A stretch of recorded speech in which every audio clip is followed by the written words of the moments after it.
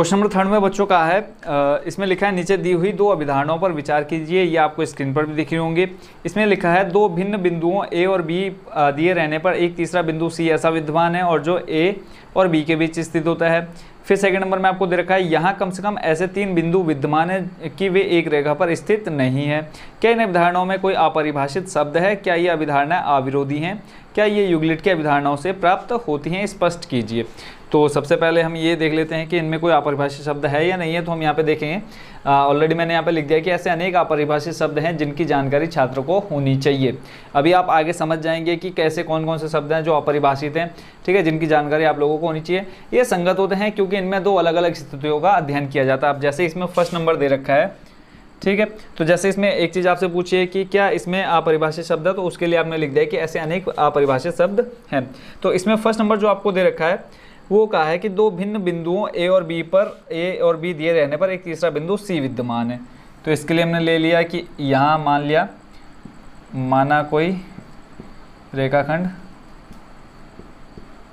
माना कोई रेखा A B है जिस पर बिंदु सी विद्यमान है, ठीक है। तो ये देखो हमने यहाँ पे पढ़ा ना, दो अलग अलग स्थितियों का अध्ययन किया जाता है। तो एक तो ये हो गया कि हमने ए और बी पढ़ लिया जिसके बीच में हमने क्या दिखा दिया, एक मध्य बिंदु दिखा दिया सी, ठीक है।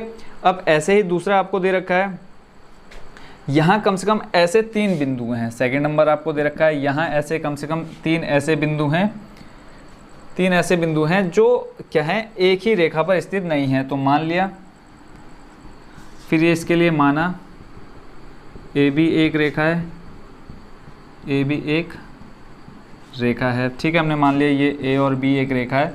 अब इसमें पहले देखो बोला था एक बिंदु मध्य में यानी एक ही रेखा पर स्थित है सी बिंदु, तो अब यहाँ पे कोई आपको दे रखा है तीसरा बिंदु सी क्या है जो इस रेखा पर स्थित नहीं है। वह सी एक ऐसा बिंदु है,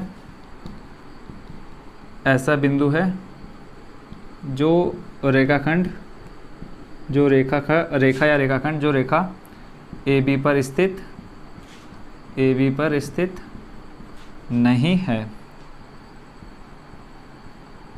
नहीं है। अब देखो यहाँ पर आपको क्या बोल रखा है, अपरिभाषित शब्द आप रेखा देखेंगे, ठीक है। तो ऐसे कई शब्द हैं जिनके बारे में आपको पहले से पता नहीं होगा, तो जिनकी जानकारी छात्रों को नहीं होती है। ये संगत होते हैं क्योंकि इनमें दो अलग अलग स्थितियों का अध्ययन किया जाता है। देखो एक स्थिति ये हो गई, एक स्थिति ये हो गई। अब इन दोनों का हम क्या कर रहे हैं, अध्ययन कर रहे हैं। अब इसमें आगे बोला है कि क्या ये यूक्लिड के अभिधारणाओं से प्राप्त होती है? तो ये यूक्लिड के अभिधारणाओं से प्राप्त नहीं होती, फिर भी ये क्या है, अभिधारणा 5.1 है, अभिधारणा 5.1 से मिलती है, ठीक है। पहले तो आप ये लिख देंगे कि ये किसी भी अभिधारणा से नहीं ली गई है, बट फिर भी ये क्या है, अभिधारणा 5.1 से मिलती जुलती है।